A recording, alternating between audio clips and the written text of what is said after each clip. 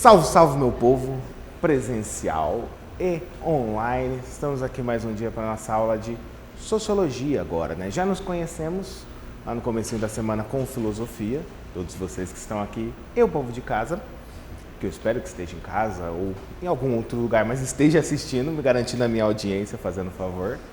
Pessoal, hoje a gente vai falar agora de Sociologia, meu povo. O que é isso? Qual é até mesmo a diferença entre Sociologia e Filosofia? Eu falo isso porque é uma coisa que gera muita confusão. E em Sociologia também sempre há aquela grande reclamação, dúvida, questão. Mas professor, é muito nome, eu me confundo, né? Como que eu vou decorar tudo isso? Como que eu vou saber quem são esses autores, tudo que eles falaram? E eu já adianto para vocês, não vão decorar, mas vocês vão entender que é muito melhor. A gente vai entender como funciona todo esse processo, mas vou me apresentar então formalmente para quem está chegando agora, quem começou a ver agora, não me viu ainda no começo da semana. Meu nome é Lucas Lopes e serei o professor de Filosofia e Sociologia de vocês. Vamos lá então falar um pouquinho sobre o que a gente vai trabalhar hoje, o que é essa bendita Sociologia. A gente vai começar do zero, vamos voltar agora lá no início, pensar como surgiu tudo isso, toda essa grande ideia chamada Sociologia, e explorar algumas dessas características. Vou colocar alguns elementos aqui no quadro para ir orientando a nossa conversa e vamos nessa.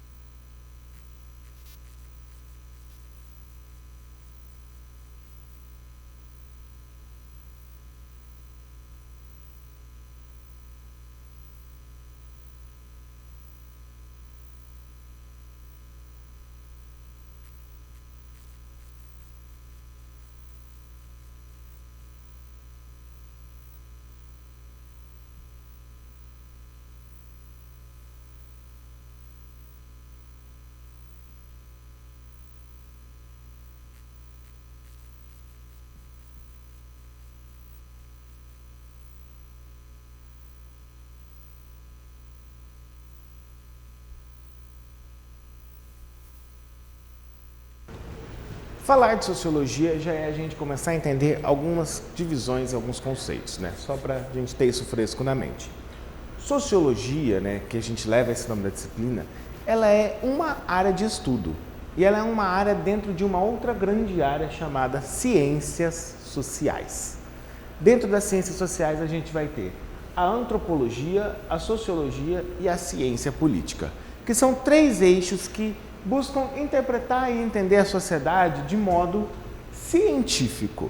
Essa pegada, essa característica da ciência é o que vai orientar muito dos nossos estudos e é o que vai diferenciar e dar um caráter próprio para todos esses elementos. Ou seja, sociologia é uma ciência, é uma forma da gente analisar a sociedade cientificamente. E aqui eu já faço até um ponto, né? Porque quando a gente fala assim, é a forma da gente perceber a relação entre o homem e a sociedade. E aí vem a questão, mas professor, a filosofia não estuda o homem e o mundo e a sociedade, então qual é a diferença? É a mesma coisa? Não. Primeiro que sociologia, antropologia, ciência política são ciências. A filosofia, ela não é ciência. A filosofia, ela é o que dá base a todas as ciências, mas não é. E um outro aspecto, o fato de ser ciência aqui garante com que esses estudos eles sejam basicamente como se fosse um recorte de algo. Busca estudar uma coisa em mais específico, recortado, analisado, com rigor, método e estrutura da ciência mesmo, os testes científicos. Coisa que na filosofia não se aplica tanto. A filosofia, por exemplo, ela busca entender o homem em sua totalidade, buscar entender o homem como um todo. Já a ciência, ela busca fazer um recorte, entender como funciona cada aspecto de modo mais específico. Por exemplo, se a gente fosse entender uma relação entre ciência e essa outra característica da filosofia que não é ciência, a totalidade. Quando a gente fala sobre se os animais sentem dores, se a biologia, como que ela ia estudar isso? Ela ia olhar o sistema nervoso dos animais, ia ver toda a sua estrutura, se ele sente dor, como que é. A filosofia ia olhar se o animal sofre, o que é sentir dor, qual é a diferença entre o sofrimento do homem e do animal, porque a gente pode sofrer sem sentir dor, e a gente pode sentir dor sem sofrer. Então, onde que entra tudo isso? E aí vai se abrindo todo o aspecto. Eu falo isso porque aqui a gente vai olhar o homem em sociedade, mas com um recorte mais específico. E tentar entender ele em sua sociedade, buscando uma forma como se a gente pudesse recortar esse mundo que a gente está vendo e colocar ele no microscópio. Isso faz a sociologia, a ciência política e as ciências sociais. Por quê? Os teóricos, eles tomam a sociedade como um grande relógio, a gente podia falar assim. Tudo aqui tem um porquê, tem um sistema, tudo funciona de um modo. E aí é entender todo esse processo. Mas vamos falar brevemente sobre cada um desses elementos aqui para a gente começar a discutir. Quando a gente fala de ciências sociais, temos esses 3 tópicos. Primeiro, a antropologia. A antropologia vai ser uma área de estudo que ela vai ser direcionada para estudar mais com foco o homem e a sua produção.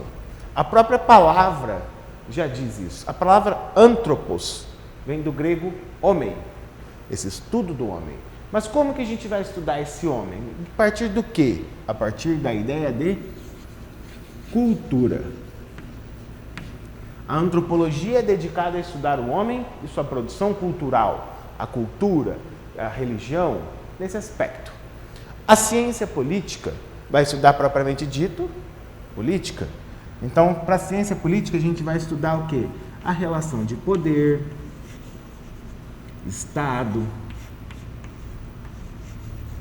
governo. E a sociologia? A sociologia, ela vem na relação entre o homem e essa sociedade que se constrói, né? Que se estabelece. Vou colocar indivíduo para ficar melhor.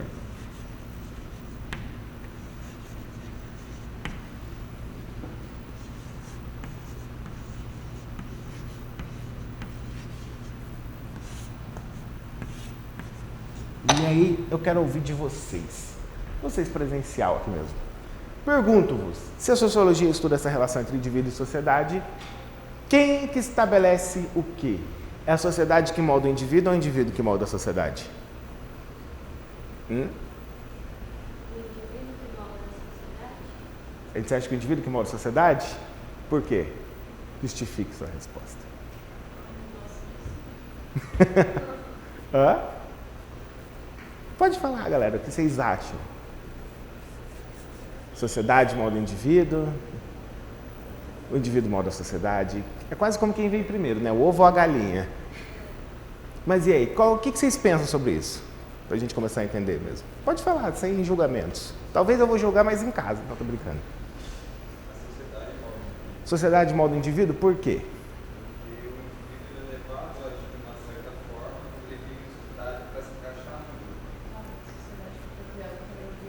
Exatamente, mas aí vem a questão. A sociedade faz a gente agir de determinado modo. Mas quem que faz a sociedade? O indivíduo? Que é controlado por ela, né? Então, viu? É uma questão simples, mas não tão simples. Eu falo disso porque a gente vai ver as duas perspectivas. Eu diria até 3. Tanto o indivíduo que molda a sociedade que molda o indivíduo, e um se estabelece em relação com o outro. Alguns exemplos, só para vocês terem uma ideia do que a gente vai explorar. Sociedade molda o indivíduo. Existe um teórico que a gente já vai começar a ver, que é o Émile Durkheim. Durkheim fala que a sociedade é como se ela fosse uma grande coisa, um todo sintético, composta por indivíduos e instituições sociais, que é escola, igreja, trabalho, mídia, Estado, que são como se fossem esses pilares, esses eixos de uma sociedade. E ele diz que, se você quer entender como a sociedade funciona, olhe para os acontecimentos da sociedade. Um exemplo de como a sociedade molda a gente. Vocês, né, vêm para a escola e vocês têm que ter certos comportamentos aqui na escola. Até mesmo vestimenta. No caso, vocês presencial aqui não estão de uniforme. Mas, cada lugar que a gente vai em sociedade, isso exige de nós um padrão de comportamento, vestimenta e fala. Você não se comporta do mesmo modo que você se comporta em casa. Você não se comporta do mesmo modo que se comporta em casa, na igreja. Você não se comporta do mesmo modo da igreja numa festa. E assim, como vai? Até mesmo a roupa. Você não vai com a roupa de festa na igreja. Você não vai com a roupa de igreja para a escola. Você não fala as coisas que você fala numa festa, na igreja, na escola, em casa. Você não vai chegar para o seu líder religioso e falar assim, né? E aí, vacilão, bom dia. Igual você faria na escola. Como você não vai chegar na escola e tratar o seu amigo como se fosse o líder religioso, né? Salvo exceções. Mas essa é mais uma ideia para a gente saber como que a sociedade vai mostrando isso. E está escrito em algum lugar que tem que ser assim? Não, esse aqui é o grande jogo. Não está escrito, mas a gente aprende. E quem que nos ensina isso? A sociedade. Essa estrutura social se coloca sobre nós e vai organizando o nosso comportamento que a gente nem percebe. Para pensar hoje, quando vocês estiverem indo para casa, o quanto de coisa que a gente segue, formas, padrões, comportamentos que não está escrito em lugar nenhum, mas é como se fosse um grande acordo invisível entre todos. Isso é uma perspectiva. Mas existe outro teórico que vai apresentar a outra perspectiva. Ele vai dizer que, se você quer entender a sociedade, olhe para o indivíduo, principalmente para a motivação das ações dos indivíduos. O que motiva você fazer tal coisa? Porque o indivíduo, ele tem que partir de uma motivação. E é a partir dessa motivação que vai se estabelecer algo em sociedade. Por exemplo, por que vocês estão aqui nesse momento? Vocês de casa e vocês presencial. Por quê? Para passar no vestibular, exatamente. Para ser alguém na vida, para passar no vestibular. Ninguém está aqui porque ama, às vezes está também, né? Salve exceções. Porque ama estudar e fala assim, putz, eu gosto tanto de estudar que eu vou tirar tantas horas do meu dia por prazer, para tirar uma brisa, para assistir o professor de filosofia e sociologia falar. Só isso? Não. Vocês estão aqui porque há uma motivação. E mesmo se fosse essa motivação do gostar, do amo estudar, quero assistir esse professor, ainda a gente parte de uma motivação para isso. Aqui no caso de vocês, todos vocês têm uma motivação em comum, que é passar no vestibular. Seja você que está em casa também, tem essa motivação. Estuda aqui para passar no vestibular. Por quê? Você quer passar no vestibular para conseguir um emprego, para formar uma família, para seguir toda essa estrutura. Ou seja, olha como a nossa motivação faz algo. Aí a sociedade percebe que as pessoas estão interessadas em passar no vestibular e estudar no vestibular, faz o cursinho. Aí vem o cursinho, porque é para atender essa demanda das pessoas que querem passar no vestibular. E quanto muita gente quer passar no vestibular, aumenta-se a concorrência do vestibular. Então aumenta-se a competitividade desse vestibular. E aí certos cursinhos específicos vão se tornando cada vez mais fechados em uma concorrência. E assim vai se desenhando tudo um pouco do que a gente vê. Ou seja, falar de sociologia é a gente olhar para essa curiosidade social. Igual eu falo, o buraco é sempre mais embaixo, a questão é sempre mais profunda. Um problema social, ele nunca vai vir sozinho, isolado. E isso é uma capacidade de síntese que talvez vocês vão ter que ter na prova. Porque como eu falei, né, até conversando em office segunda-feira, a prova de sociologia, ela vai exigir de vocês duas coisas. Às vezes você vai ter que saber o que significa um conceito, mas muitas vezes você saber relacionar essa situação, saber entender essa situação. Eu vou falar disso várias vezes ao longo do ano, esse mesmo exemplo, mas é só você dar um grosso modo, não cometer nenhum crime na questão. Vai estar lá a questão. É você usar um senso e tentar perceber como que eu posso interpretar isso da melhor forma possível, né? Igual comentei no último vestibular de 2023, teve uma questão na UEM sobre direitos humanos. A única alternativa incorreta falava que você podia torturar alguém, mesmo quando essa pessoa fosse presa. Tá errado, gente, tá errado. Não, mas eu brinco, mas no dia seguinte do vestibular, eu numa sala de aula, então o pessoal deu, eu marquei só essa, deu. Eu falei assim, cara, parabéns, mano, porque é muito mais difícil fazer isso do que acertar. Mas essa é a ideia. As questões de sociologia vão pedir para você esse olhar social, esse olhar cuidadoso e curioso sobre as coisas. Então, sempre vá pensando nesses conceitos e vá tentando trazer na mente alguma coisa com que a gente pode relacionar, com aquilo que a gente pode pensar, igual eu falei, nessa simples relação indivíduo e sociedade, como que os problemas sociais eles vão aparecendo, como que as questões sociais vão surgindo e a gente vai tentando entender.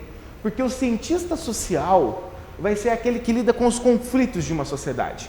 E esses conflitos, eles podem ser conflitos de raça, de classe, de gênero, de poder, esses embates que vão se estruturando numa sociedade e como ele vai aparecendo. Mas vamos falar aqui sobre sociologia. Deixa eu pegar aqui.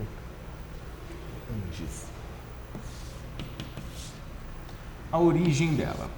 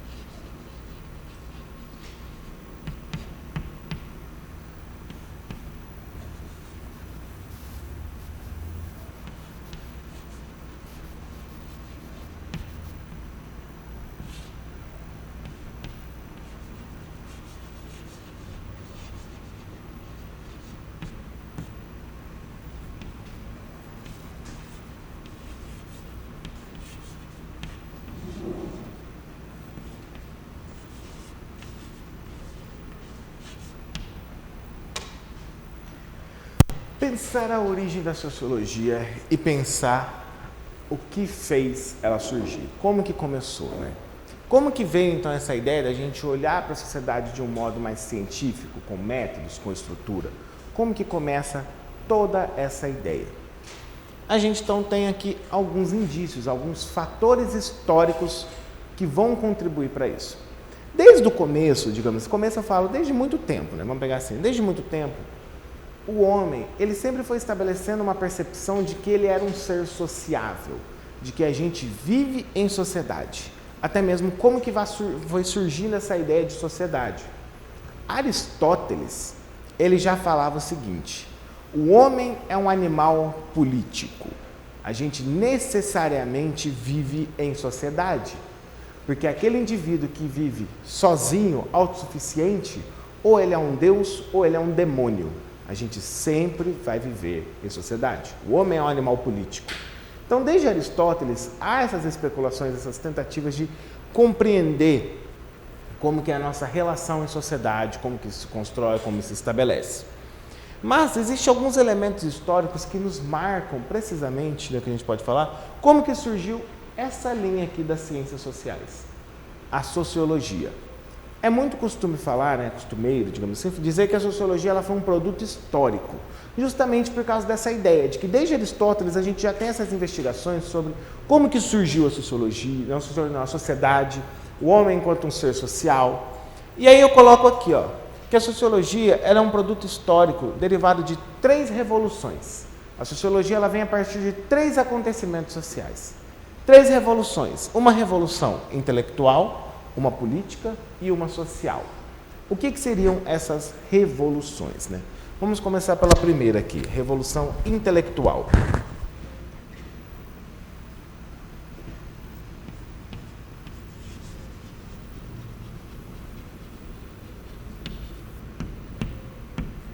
O iluminismo. A primeira revolução intelectual, o iluminismo. Por quê? O que foi o iluminismo? O que vocês sabem do iluminismo, galera? Vamos ver como está o conhecimento já de vocês. O que foi o iluminismo? Lembram? Século da razão, o que mais? Exatamente, ele para o século XVIII, período moderno, questão da razão. Perfeito, exatamente essa é a ideia. O iluminismo ele vem nessa pegada do século da razão. Por quê? O período moderno ele vai ser marcado por uma forte presença racional de mundo, uma visão muito racional das coisas. Porque o que veio antes do período moderno? A Idade Média. A Idade Média ela era marcada muito pela presença da igreja. A igreja, a religião, era como se fosse a detentora do conhecimento e do poder. A igreja dominava a forma de produção de pensar, produção de conhecimento, a estrutura social. Então a gente sai de um período em que a gente estava na Idade Média. A Idade Média, a fé totalmente marcada em sociedade, e aí começa uma nova fase na história, o período moderno, né? Vamos colocar aqui, ó.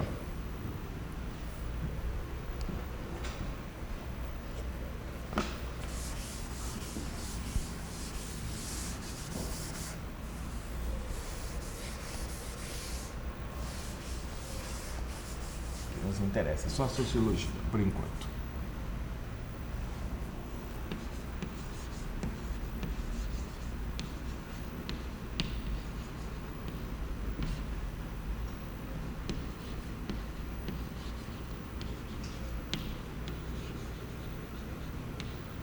Idade Média, Idade Moderna. Na Idade Média, a gente tinha uma forte presença da religião, vou colocar a fé como forma ali de produção de conhecimento. E aí veio a Idade Moderna. Mas antes da Idade Moderna teve até mesmo um acontecimento que a gente marca na história ali, que é quase como se fosse a transição, né? Que é o Renascimento, que vem ali também desenvolvendo todas essas ideias. Qual que era o objetivo do Renascimento? Voltar lá dos gregos, recuperar tudo aquilo dos gregos. E olha só como uma das formas da gente pensar isso, ó. O Renascimento, ele tinha o objetivo de renascer. Renascer o quê? Renascer aquele conhecimento lá da Idade Antiga, vamos colocar assim, dos gregos. Por quê? Porque no período dos gregos, a gente já veio de uma secularização de mundo, digamos assim, de uma forma de desmistificar os mundos. Quando surgiu a filosofia ela vem como uma forma de superação da visão religiosa de mundo, que eram os mitos. Então os gregos, eles fizeram já essa superação da visão religiosa de mundo, superando o mito com a filosofia. Então o Renascimento ele buscou novamente trazer de volta aquela visão racional de mundo, para a gente superar novamente uma visão religiosa de mundo. Superar então essa visão marcada pela fé. Assim vem então a Idade Moderna e a gente tem a grande presença do Iluminismo, o século das luzes. Trazer luz para o conhecimento. Luz para um período que foi chamado muitas vezes de Idade das Trevas, porque o nosso conhecimento estava obscurecido, ofuscado, apagado pela fé. Então o Iluminismo ele tinha essa ideia de trazer luz. Então por que a gente fala que a primeira revolução que a gente pode listar foi uma revolução intelectual? Porque o objetivo era a gente repensar nossa forma de ver o mundo. É a gente sair da visão religiosa de mundo e agora começar a chegar numa visão mais racional. Por isso que eu perguntei, o século da razão. Agora o objetivo é a gente olhar para essa visão de mundo mais racionalizada, mais técnica. Então, primeira forma de transformação, o Iluminismo. Com o Iluminismo, a gente vai desembocar numa outra forma, né, numa outra revolução que aconteceu, que foi a Revolução Francesa. Partindo dos ideais de liberdade do Iluminismo, de racionalidade, igualdade, fraternidade, né? Liberté, égalité, fraternité, liberdade, igualdade, fraternidade, vem a Revolução Francesa. E por que ela foi uma revolução política? Porque a Revolução Francesa ela vai fazer uma transformação na sociedade. A gente vivia, né, digamos, a gente não, né, a galera lá, vivia em uma sociedade dividida por estados. Uma sociedade por estamento. A gente tinha primeiro estado, segundo estado, terceiro estado. Uma sociedade marcada por estamentos, né? Em que aqui estava clero, nobreza e a galera toda, o bonde todo ali, né? E qual que era o problema dessa sociedade por estamento? Ela é uma sociedade que tem baixa mobilidade social. Se você nasceu pobre aqui, você vai morrer aqui. Se você nasceu nobre aqui, você vai morrer nobre. Mesmo quem era da nobreza e perdia todo o seu dinheiro, o Estado dava dinheiro para essa pessoa porque ela era ainda um nobre. Você podia até comprar um título de nobreza para ascender socialmente, mas você ainda era marcado por aquilo que você era. Tanto que, curiosidades que não vai agregar na vida de ninguém, mas é legal falar, com o surgimento das universidades no período medieval, moderno, né, principalmente medieval ali, com a escolástica, você, quando ia se matricular, digamos, em um curso, você tinha que colocar o seu título de nobreza. Quem não tinha título de nobreza era um ex nobilis. Era uma pessoa que ela fingia ter algo, mas ela não tinha. Essa palavra ex nobile virou esnobe. Uma pessoa snob, aquela que acha que tem, mas não tem nada. É daí que vem. A gente tinha, então, essa sociedade marcada por essa estrutura de estamento com baixa mobilidade social. Com o ideal racional, liberdade do iluminismo, a gente veio com liberdade, igualdade, fraternidade, vamos tirar a nobreza, vamos mudar toda essa visão. Por quê? A forma religiosa de ver o mundo já tinha se transformado. E agora vem a visão da liberdade. Então essa sociedade por estamento cai. A forma de se organizar politicamente se modifica. Agora todo mundo vai ser igual. Muitas aspas no igual. Agora todo mundo vai ser tratado da mesma forma. Todo mundo terá direitos. As primeiras declarações sobre direitos de igualdade para todos vai vir nessa época. Então agora todo mundo vai ser tratado de modo igual. Ok. E a terceira revolução, né? O que vai ser essa revolução social? O capitalismo. A revolução industrial.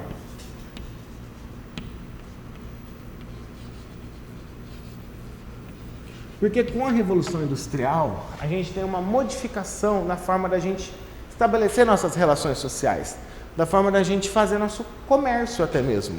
Porque a revolução industrial, o que ela vai transformar? O modo de produção de uma sociedade. A gente sai da manufatura, do trabalho artesanal, para o trabalho agora industrializado. Consequência disso, a gente tem um novo desenvolvimento da moeda, o mercado se modifica, as relações culturais, as relações que vão se estabelecendo ali, ela também vai se modificando com a Revolução Industrial. Então a gente tem o quê? 3 tipos de formas de pensar agora. Tudo aquilo que a gente acreditava, se organizava e faz parte de uma sociedade. Qual que é o reflexo disso? O que isso tudo aqui vai interferir? Como eu falei, a sociologia ela é lida muito como uma forma de um produto histórico, né? Pensa só comigo, a Europa. Todas as bases que você acreditava se transformaram. A forma de você pensar o mundo. A forma de você organizar o mundo, politicamente, se transformou. E a forma da gente estabelecer relações sociais também se transformou. Então, como que fica? Fica uma grande bagunça. A Europa ela vai ser focada nesse aspecto de uma grande bagunça. E aí, para entender isso, o que a gente precisa fazer para entender tudo isso? E aí vai surgir um nome. Vou colocar aqui em verde.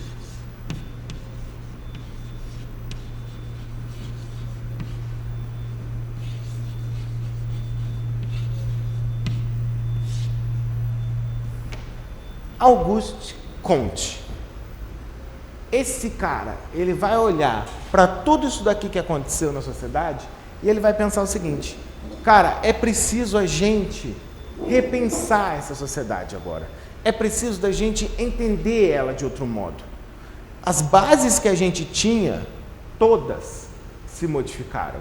E agora a gente tem uma visão mais racional de mundo. A gente tem outras formas de se organizar que foram gerando outros problemas. E a gente tem uma outra forma de a gente pensar nessa sociedade. Então, a partir disso, você vai falar, é necessário repensar a sociedade. É necessário estabelecer um método. É necessário estabelecer uma forma da gente entender isso. E a partir daí, esse cara aqui, ele vai criar, vai ser precursor de uma teoria, de uma corrente de pensamento chamada positivismo.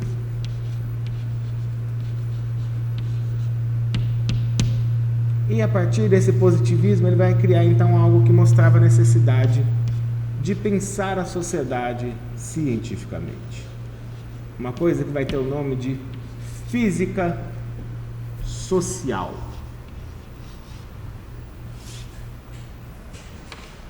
Comte dizia que É preciso a gente analisar essa sociedade cientificamente. É preciso a gente entender as suas bases, como que ela se estabeleceu. É preciso então compreender isso. E como que a gente vai fazer isso? Com ciência. E é a partir dessa ideia de ciência que vai surgir a nossa querida sociologia. Por isso que eu falei então que ela é esse produto social, porque olha só, agora a gente tem uma visão mais racional de mundo, a gente tem uma nova forma de política de organização que gerou outros problemas, e até mesmo a Revolução Industrial vai gerar outros problemas. A urbanização das cidades, o aglomerado de pessoas, foram gerando efeitos que antes não tinha, foram gerando problemas que antes não havia. Então foi preciso estabelecer uma teoria para observar tudo isso. Comte vai ser considerado o pai da sociologia, Auguste Comte. E ele vai estabelecer então o que seria essa física social. E o que ela é, nesses minutinhos que faltam para a gente encerrar. A física social é uma tentativa de trazer das ciências exatas, digamos assim, para a gente pensar as ciências humanas. É uma forma da gente pensar a sociedade com rigor, técnica e objetividade.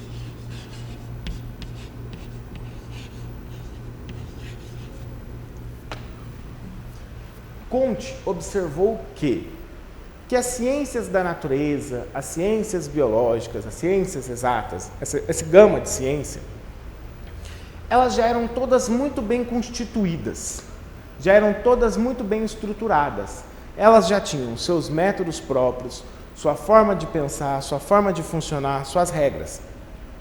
Mas quando se tratava de ciências humanas, tudo era muito bagunçado. Quando a gente falava sobre pensar as humanidades, ficava tudo muito num campo subjetivo, num campo do eu acho, eu penso, eu acredito que é assim, sem muito rigor. Então o que ele vai fazer? Ele vai tentar pegar os métodos, as características das ciências da natureza, como a física, por exemplo, e vai tentar trazer isso e aplicar para a gente pensar a sociedade. E é a partir daí que vai surgir essa ideia de física social. É uma forma da gente tentar perceber a sociedade não mais a partir de um achismo, mas como se a gente pudesse fazer experimentos com a sociedade, como se a gente tivesse uma objetividade. Ele acreditava que era possível a gente analisar a sociedade de modo objetivo, sem se misturar com ela. Você olhar ela lá e você aqui, sem suas opiniões contaminar, sem suas crenças contaminar isso, porque a gente já vem desse reflexo técnico de mundo, né? Então é daí que vai surgir essa ideia chamada física social. Sobre esse finalzinho eu aprofundo na próxima aula, explico melhor como que vai ver essa física social, o que vai ser o positivismo e como que de física social vai virar esse outro nome aqui, sociologia, que é se tornar sociologia vai ser a partir de Émile Durkheim. Por enquanto é isso, meu povo, já enchi as orelhas de vocês, presenciais que estão aqui, muito obrigado pela paciência e perguntas e falas. Pessoal de casa, muito obrigado pela sua audiência, espero que a gente continue se vendo muito aí ainda e vamos seguindo. Obrigado, galera.